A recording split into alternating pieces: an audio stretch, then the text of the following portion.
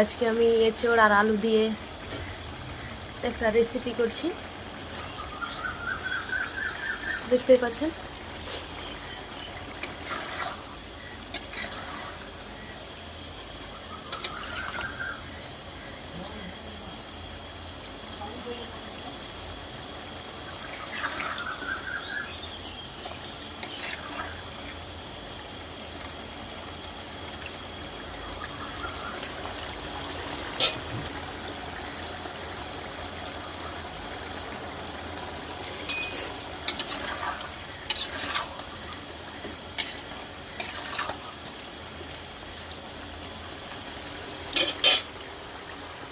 দেখতে পাচ্ছেন তরকারিটা কি সুন্দর লাগছে, কি সুন্দর একটা মানে গন্ধ আসছে, একটা সেন্ট বাড়ছে, খুব সুন্দর একটা।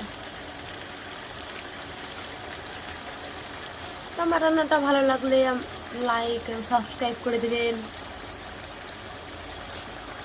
আর বন্ধুদের মাঝে শেয়ার করতে ভুলবেন না। ভালো লাগলে ট্রাই করে দেখবেন। আমি এটা চিংড়ি ছাড়াই করেছি, যেহেতু চিংড়ি পাইনি সেই জন্য আমি আলু দিয়ে করেছি। ধন্যবাদ।